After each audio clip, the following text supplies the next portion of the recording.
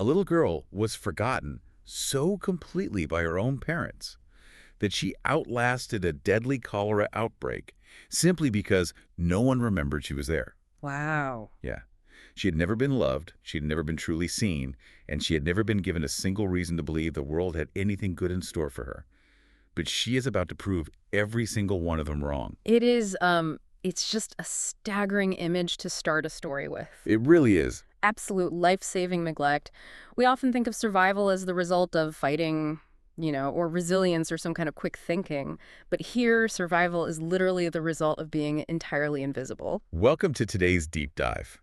Our mission today is to unpack a book that you probably think you know, but I promise you we are going to look at it in a way you never have before. Definitely. We are diving into The Secret Garden, the classic novel written by Frances Hodgson Burnett, published 114 years ago, back in 1911. And we are going to analyze this text through the lens of trauma, through the fascinating late 19th century New Thought movement, and through the profound architectural parallels of locked rooms and locked minds. Right. Because underneath the surface of all those flowers and the English countryside, this book is actually a psychological blueprint. It's a blueprint for surviving neglect, processing deep grief, and unlocking the dormant parts of the human soul. Have you ever given up on a version of yourself? Like maybe it was a goal you had, a relationship, or just a part of your personality that you decided was simply gone for good, just packed away in a box somewhere in the back of your mind? We all have those boxes. We really do. And if you have, this deep dive is tailored specifically for you, because this story proves that what feels lost to us is usually just waiting. I love that. Just waiting. Okay, let's unpack this. We need to start with the setup, and we'll keep this first part spoiler-free just to establish the baseline of where our characters are starting from. Good idea. So the story does not start in the damp, green English countryside. Not at all. No, it starts in British colonial India, in the city of Lahore, and it begins with an almost unimaginable devastation. Yeah, a cholera outbreak sweeps through the bungalow where our protagonist, 9-year-old Mary Lennox, lives. And to understand the psychological weight of this opening, we really have to understand how cholera functioned in that era. Right, it's not like a slow illness. Exactly. It does not announce itself. There is no long, drawn-out warning period where a family can prepare or say their goodbyes. It is a disease of terrifying suddenness. Terrifying. It just sweeps through the household in a matter of days. First, the servants succumb, and then the family. And when the terrible, frantic chaos finally ends, an absolute heavy silence settles over the house. Almost everyone inside is gone. Except for Mary. Right. She is found alive in a forgotten room, behind a door that literally no one thought to check in all that panic. Which says so much. It says everything. When the authorities finally find her, she is described as thin, yellow-faced, and disagreeable. The shocking reality we have to sit with here is that her survival was based on pure, unadulterated neglect. What's fascinating here is how the physical disease of cholera acts as the perfect structural inciting incident for a story about psychological trauma. That's an interesting way to look at it. Yeah, because trauma often operates just like that disease. It doesn't knock politely, it strikes with devastating, disorienting suddenness, and it leaves a profound, echoing silence in its wake. Wow, yes. The disease bypassed Mary not because she was inherently strong or resilient, but because she was entirely overlooked. This establishes her starting emotional baseline at absolute zero. I mean, she has been alive for 9 years without anyone ever truly seeing her or prioritizing her existence. So she is suddenly an orphan, though practically speaking she always was one emotionally. She is shipped off to England to live with an uncle she has never even met. Specifically, she is sent to Misselthwaite Manor in Yorkshire. And I really want you to picture the jarring nature of this geographical and sensory shift. It's massive. It's a total shock to the system. She goes from the vivid heat, the intense colors, the sheer overwhelming sensory input of colonial India, to the absolute bleakness of the windswept Yorkshire moors. The contrast is so deliberate. And the source material we're looking at today describes the moors in such a specific way. It calls it the interior of a broken heart. I mean, that is such a haunting, precise way to describe a landscape. It really stuck with me. It captures the exact psychological space she is entering. In literature, landscape is so often a mirror of the emotional state of the people who inhabit it. The moors stretch out in every direction. They are enormous, silent, gray, and alive in ways that take a lot of time and patience to recognize. And then she arrives at the train station. Right. She is met by a servant named Mrs. Medlock, who is tasked with transporting her to the manor. The text notes that Mrs. Medlock treats Mary with all the warmth of someone transporting a piece of furniture. Transporting furniture, it's such a quiet cruelty. Just completely transactional. It tells you everything you need to know about the emotional temperature of Misselthwaite Manor before she even steps through the front door. And the house itself is just incredibly unsettling. I mean, it has 100 rooms. 100 rooms. But here's the catch. Most of them are firmly locked. Locked tight. Mary is given very strict instructions right from the start. She is not to go wandering. She is not to be curious. She is to stay out of the way and essentially remain invisible, just like she was in India. It is an environment of total suffocating suppression. Yes. The architecture itself is demanding silence. And on her very first night, alone in this vast, unfamiliar, incredibly creepy room with the Yorkshire wind howling outside, she hears something. Oh, this part always gets me. It's so eerie. From somewhere deep inside the labyrinth of this 100-room house, she hears a thin, unmistakably human cry. But when she asks Mrs. Medlock about it the next morning, the servant just completely shuts her down. Just absolutely denies it. Her face closes like a door and she says, "It was the wind." And she just turns away. Imagine being a child trapped in what is essentially an enormous silent museum of a house and being explicitly told to ignore your own bodily senses. You know you heard a human crying. Right. Your ears are functioning perfectly fine, but the adults are demanding that you deny your own reality. It's crazy making. It really is. If we connect this to the bigger picture of childhood development, this is a classic, deeply damaging dynamic. When a child perceives something deeply wrong. Like the unacknowledged crying in the house. Exactly. Or the unspoken grief weighing on the adults. When authoritative figures demand that they suppress that perception to maintain the status quo, it creates an intense internal dissonance. It is basically a form of gaslighting. Gaslighting in 1911. Absolutely. Misselthwaite Manor does not explain itself. It is sealed, it is full of shrouded furniture and portraits of people who just stare from the walls, demanding that you ask no questions. It's so deeply atmospheric. But before we dive deeper into the mysteries of the manor itself, I think we need to pause and talk about the architect of this story. Yes, Frances Hodgson Burnett. Because the woman who wrote this has a backstory that completely informs every single word of The Secret Garden. And her life is anything but a quiet stroll through the English countryside. Understanding Burnett is crucial to understanding why this book resonates so deeply and why it doesn't shy away from the darker aspects of human symbology. Right. She wasn't some aristocrat writing about idle, wealthy children from a place of detached, comfortable privilege. Not at all. She was born in Manchester, England in 1849. And we have to remember what Manchester was in 1849. The beating heart of the Industrial Revolution. Exactly. It was choked with soot, crowded, loud. And when she was just 4 years old, her father died. And back then, the death of the patriarch didn't just mean emotional devastation. It meant immediate, terrifying financial peril. Oh, overnight. As she grew up, the family business that had supported them collapsed entirely. They were plunged into genuine poverty. And the situation became so dire that when Frances was 15 in 1865, the family made the desperate decision to emigrate to America. They settled in a small town in Tennessee. Now, consider the timing here, 1865 in Tennessee. Right after the American Civil War. Exactly. The South was economically devastated, infrastructure was ruined, and the Burnetts were struggling simply to survive in a wholly unfamiliar, scarred landscape. Which brings up a glaring question.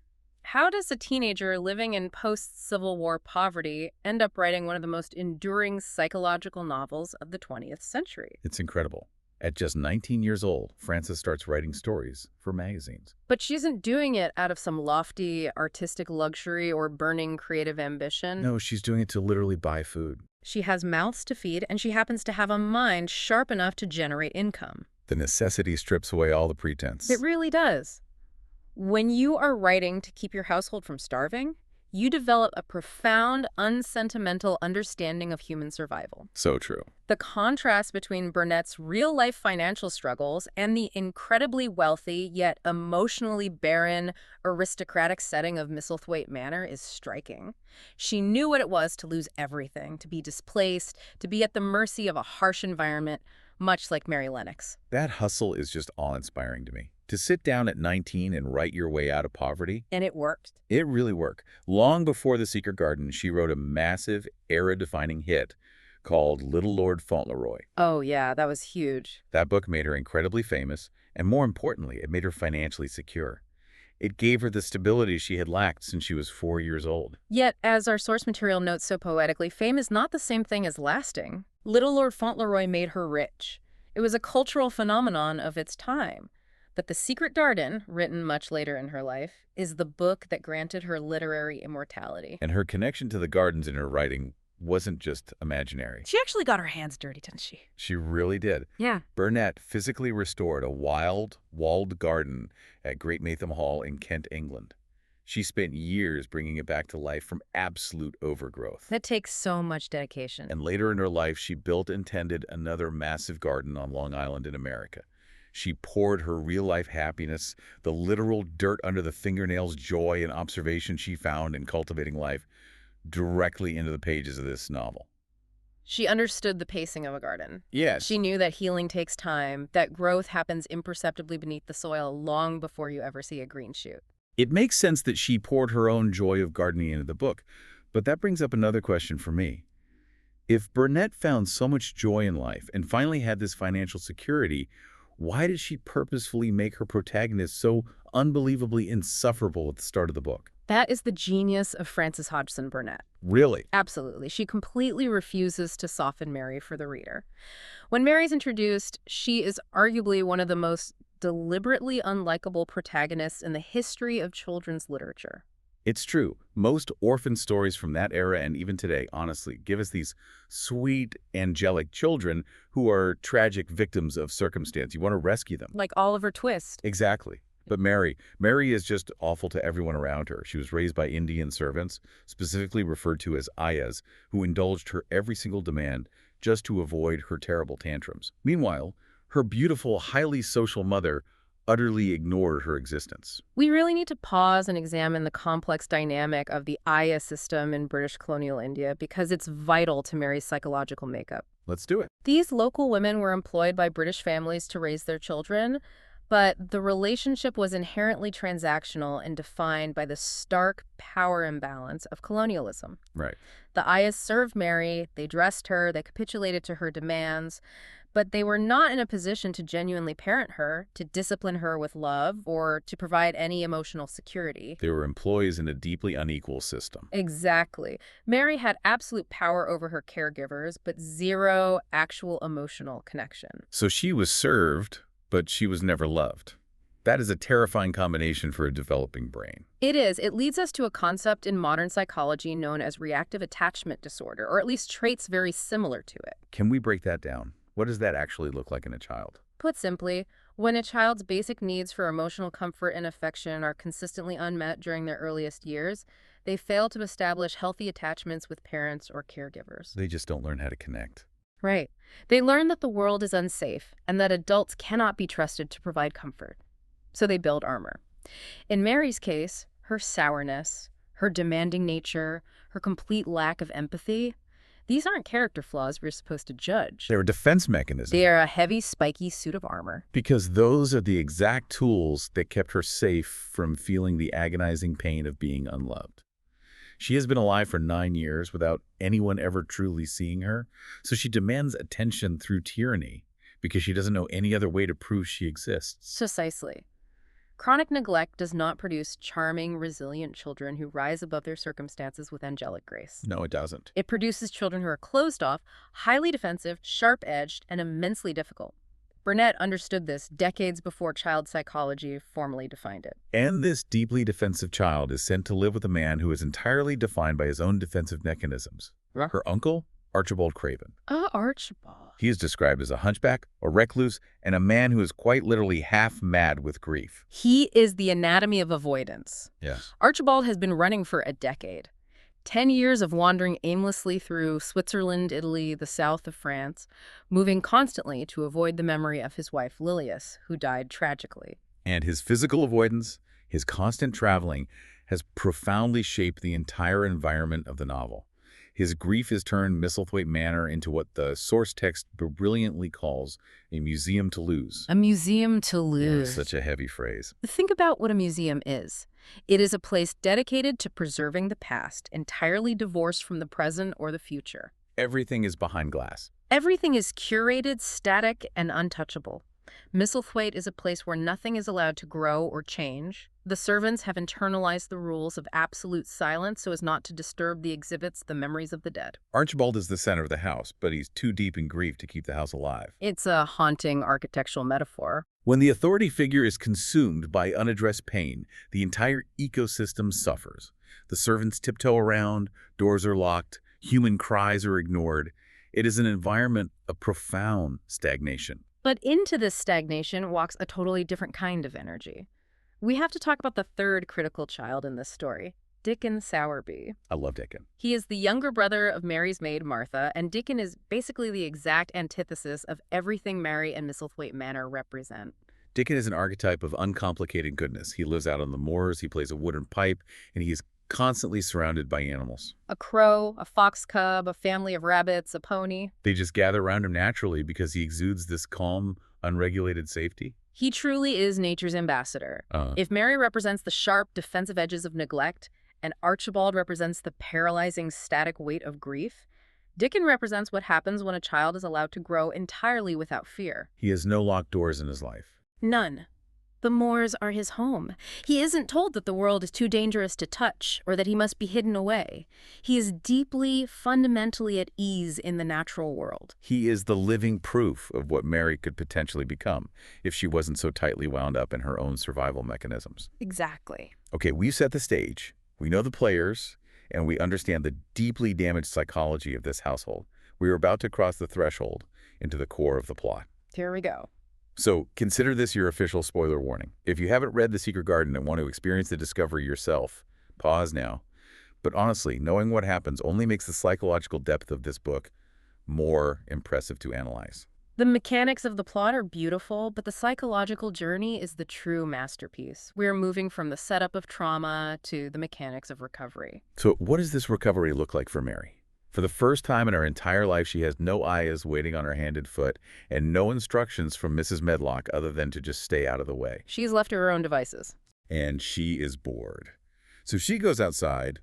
The cold Yorkshire wind literally pushes back against her as she walks, and she starts pushing back against it. It's this physical bodily engagement with the world she's never had. And out in the sprawling kitchen gardens, she meets Ben Weatherstaff, the gruff, elderly head gardener. He's such a great character. He is incredibly weathered and brutally honest. He doesn't coddle her.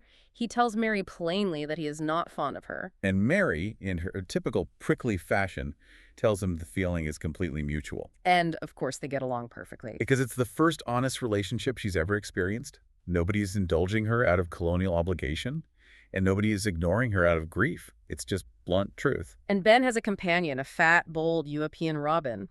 And it's this robin that shifts the entire trajectory of the narrative. The robin leads Mary to a high wall that is entirely buried under thick, suffocating ivy. Ben eventually reveals the secret of this massive wall. Behind it is a garden that has been locked for 10 full years. 10 years. It was Mrs. Craven's garden, the place she loved more than anything. When she passed away from an accident involving a falling branch in that very garden, Mr. Craven locked the heavy door, buried the key in the earth, and never, ever went back. Grief locks the door and throws away the key. He literally buried the key to avoid the pain of looking at the place where the hurt happened. If we connect this to the bigger picture of how human beings process immense trauma, Archibald's reaction is incredibly common. Avoidance. Yes. When a loss is too devastating to integrate into our daily reality, we box up the painful memories, we lock the door to those specific parts of our heart, and we throw away the key, because the alternative is to go back inside and face the agonizing, suffocating emptiness that is left there.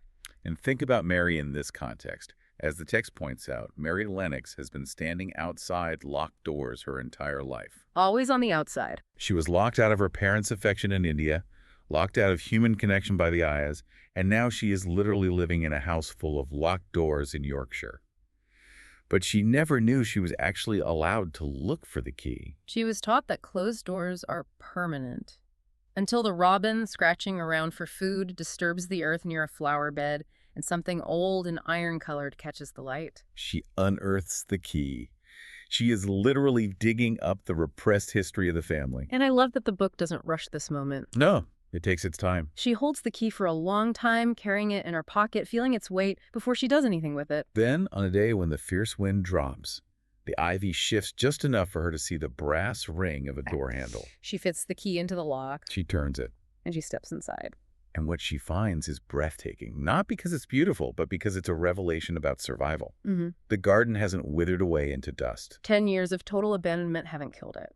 They have just made it incredibly wild, chaotic, and overgrown. Underneath the neglected, tangled surface, things are stubbornly alive. There are pale green shoots pushing up through the dark soil. The climbing roses are webbing the stone walls, bare, leafless, but waiting. It's the ultimate metaphor for the human soul. It really is. You can neglect a part of yourself for a decade, you can lock it away in the dark, but it doesn't necessarily die. It waits. And standing in that garden, surrounded by that dormant life, Mary starts to feel something awaken inside herself. Emboldened by this secret life she's discovered, she decides she is no longer going to accept Mrs. Medlock's lies about the wind. She's done being gaslit. Exactly. When she hears that human cry echoing through the house again, she doesn't hide. She follows it. The neglect, the isolation, the cold winter, instead of breaking her further, it has made her quietly, stubbornly brave. She walks through corridor after corridor in that massive, silent house until she finds the source of the crying. Behind a heavy tapestry curtain, in a forgotten, shadowy room, she finds a bedridden 10-year-old boy. Colin Craven, Archibald's hidden son. The boy almost no one in the house will speak of. When she steps into the room, he asks Mary if she's a ghost. And she asks him right back if he's a ghost. The thematic parallel here is just brilliant. Archibald Craven had two things that reminded him of his late wife: her beloved garden and her infant son. And because he found them both too agonizingly painful and too fragile to face, he locked them both away. Colin was hidden in a room just like the garden was hidden behind a wall. Both presumed lost. Both presumed beyond saving. And both, underneath all that apparent brokenness, stubbornly, defiantly alive. Colin has been kept from the world by his father's suffocating guilt and the extreme, anxious protectiveness of the servants. They told him he was delicate, that he was developing a hunchback like his father, and that he probably wouldn't even live to grow up. Which brings us to another critical psychological concept: learned helplessness. Colin has internalized the fears of the adults completely. Can we pause on learned helplessness? What does that actually look like in a child's brain? Think of it like this. If you put an animal in a cage, and every time it tries to escape or explore, it experiences a negative consequence or is blocked, eventually it stops trying. It just gives up. Even if you open the door to the cage, the animal will stay inside because its brain has been conditioned to believe that action is pointless and escape is impossible. And Colin's cage is his bed. Exactly. He has spent his whole life being told that movement is dangerous, that the outside air will make him sick, that he is fundamentally broken. So he has learned to be helpless. He spends his days cataloging his symptoms, throwing tantrums when he feels a draft, just waiting for the end. He has been given books and toys and servants, but the one thing he actually needs to survive, agency, fresh air, the unregulated world, has been completely withheld from him. So you have Colin, who is basically a hypochondriac tyrant trapped by learned helplessness, meeting Mary, who's a neglected tyrant trapped by reactive attachment disorder. Recipe for disaster. Seriously, how does Burnett keep them from just destroying each other in this house? By allowing them to clash completely. The friction is what saves them. That makes so much sense. Colin believes he is dying, and he's used to absolute, terrified obedience from the servants. But Mary doesn't pity him. She completely refuses to obey his commands. The clash between them is magnificent. When he threatens to send her away, she essentially dares him to try. Yeah. No one has ever pushed back on Colin Craven in his entire 10 years of life. And this electric antagonism, this genuine friction with another human being who isn't treating him like he's made of spun glass, shatters that learned helplessness. It loosens something deep inside him. He realizes he has to fight back, and fighting back requires energy. It requires life. It's so counterintuitive, but so real. Sometimes pity is the absolute worst thing you can give someone who is trapped. It just reinforces the bars of the cage. Mary gives him resistance, and that resistance proves to his nervous system that he's actually alive. And then she tells him about the secret garden. She tells him about the key, the hidden door, the green shoots waiting under the dead leaves. She offers him a vision of something outside his room that is also broken, but fighting to live. And for the first time in his life, Colin stops waiting for the end of his story, and he actually desires the beginning of something. He wants to live long enough to see the garden. So they make this monumental secret decision. With the help of Dickon, Colin is wheeled outside into the Yorkshire spring. He's wrapped in all these blankets, looking like he's about to be completely overwhelmed by the sensory input of the real world. The door in the ivy opens. He sees the garden, and he looks at it, and he says 4 simple words. I shall get well. We really need to unpack those 4 words, I shall get well. Because he isn't saying, I hope I get well, or maybe the doctors will make me well. Wait, is it just that he's making a decision? Or is it that he finally has an audience, Mary and Dickon, who aren't looking at him with preemptive grief? It's both, but the decision is the catalyst. It is a profound shift in narrative. From a boy who has spent every single day of his life meticulously preparing for his own funeral, this is the most radical utterance imaginable. He is shifting his entire reality from passive victimhood to active agency. He is demanding a beginning. And this ties perfectly into the historical context of when Burnett was writing this. She explicitly calls what happens in the garden magic. But she doesn't mean fairy godmothers and wands. No, she is drawing directly from the late 19th century New Thought movement. Which was huge at the time. To understand how revolutionary this was, we have to look at the philosophy of the time. For a long time, Western thought was heavily influenced by Calvinist determinism, the idea that your fate is preordained and suffering is a punishment or a trial from God to be endured passively. You just have to accept your lot in life. Exactly. But in the late 1800s, thinkers like Phineas Quimby began pushing a radical new idea that the human mind has a direct, tangible influence over physical health and reality. They called it the mind cure movement, right? Yes, they argued that positive thought, directed intention, and shifting one's internal narrative could produce genuine physical healing. So Burnett was essentially weaving cutting-edge, somewhat controversial philosophy into a children's book. Precisely. And what's wild is how ahead of its time that philosophy was when viewed through a modern scientific lens. Decades later, modern research into neuroplasticity is essentially confirming the biological mechanism behind what Francis Hodgson Burnett wrote purely by instinct. Can we do an explain it like I'm 5 on neuroplasticity here? How does deciding I shall get well actually rewire a brain? Imagine your brain is a hill covered in deep snow. Every time you think a certain thought or feel a certain way, it's like riding a sled down that hill. Okay, I'm picturing it. The more you take the same path, like Colin thinking I am sick, I am dying, the deeper that groove gets in the snow. Eventually, it becomes the only path the sled can take. That's a neural pathway. So he's literally stuck in a rut. Exactly. But neuroplasticity is the discovery that the brain is not fixed. If you consciously decide to take a different path, I shall get well, it's hard at first. The sled wants to fall back into the deep groove. But if you keep doing it, day after day, you carve a new path. You literally rewire the physical connections in your brain. The old path fills with snow, and the new path becomes the default. That is incredible. The magic Burnett describes is the sheer, undeniable biological and psychological power of deciding to believe in your own capacity for life. And having that decision reinforced every single day by watching the plants around you return from apparent ruin. If a dead-looking rosebush can push out a green leaf, maybe a bedridden boy can stand up. And stand up he does. Over the course of the summer, hidden behind the walls of the secret garden, the physical transformation is unbelievable. Colin insists on standing. Then he starts walking. Then he's digging in the dirt with his own hands, building up his muscles, and eventually he is running. It turns out his body wasn't failing him at all. It was simply unused. It was atrophied from fear. There's a beautiful realization he has, which is that his body is not a cage he is trapped in, but a home he is allowed to live in. He had been so misled by the anxiety of the adults around him, and it cost him years of his childhood. But he is fiercely determined to take those years back. But while all this incredible, loud, messy healing is happening in secret behind the ID wall, there's one person who has no idea any of this is going on. Archibald Craven. The architect of the Museum Toulouse. He is still wandering aimlessly through Europe. Switzerland, Italy, Austria, cannot sit still, cannot escape his grief. He has a son back in Yorkshire who is getting strong and laughing and turning brown from the sun, and he is completely oblivious, still trapped in his decade-old nightmare. But the pull of home starts to reach him in a really mysterious way. He's in a hotel room in Innsbruck, Austria, exhausted in a way that sleep just cannot fix, and he starts to dream.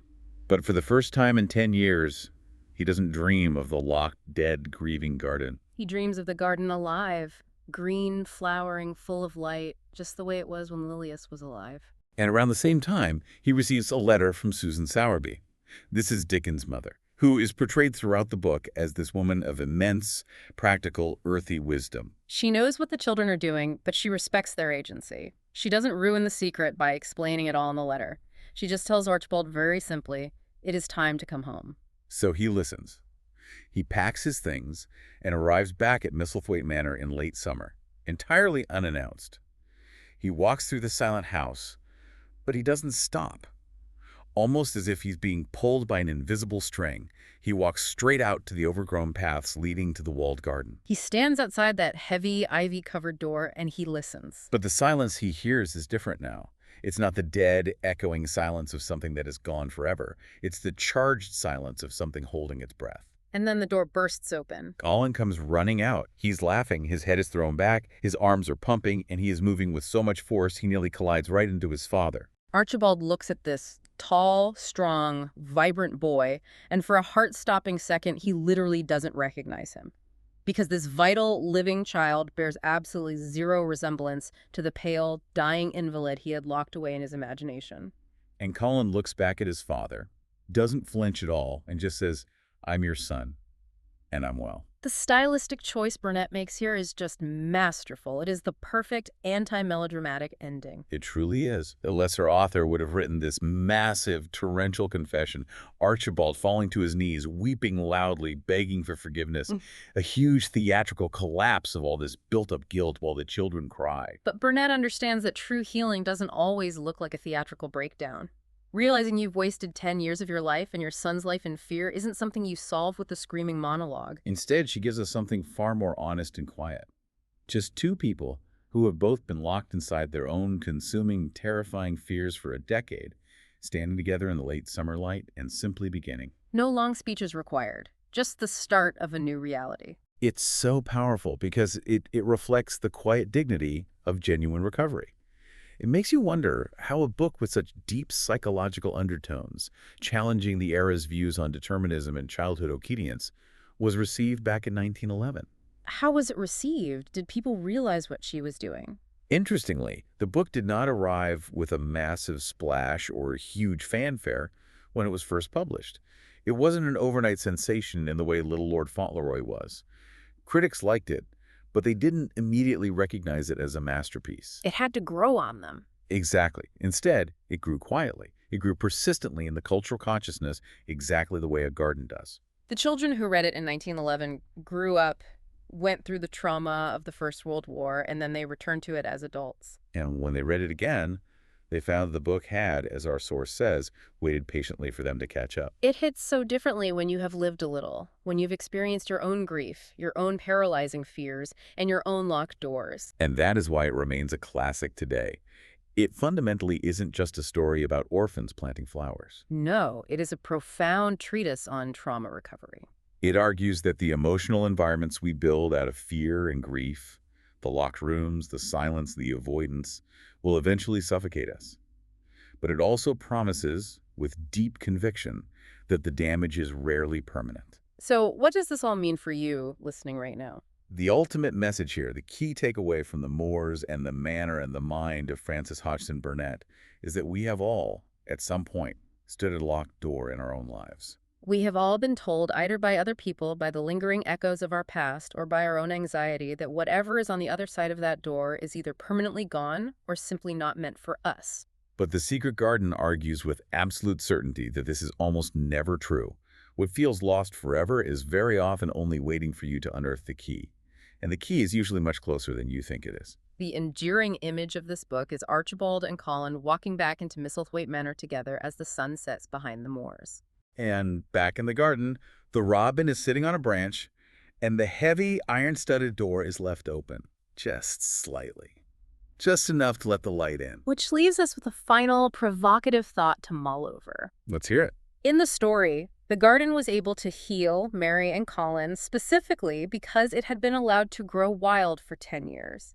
It wasn't manicured, it wasn't perfectly controlled by adult rules. It just existed. So what does that tell us about our own healing? Perhaps the parts of ourselves that we have neglected, the parts we have hidden away in the dark, don't need to be perfectly disciplined, manicured, and controlled before they can be brought back to life. Perhaps they just need to be allowed to grow wild on their own terms, and the door just needs to be left slightly open. You don't have to have it all perfectly sorted out to start healing. You don't need to clear all the ivy on the first day. You just have to crack the door. So, to everyone listening, I hope you take a moment today to look for the key to your own locked doors. Remember, they are usually closer than you think, and the things you assume are dead might just be waiting for a little bit of light. Such a powerful reminder. Thank you for joining us on this deep dive. Go crack those doors open.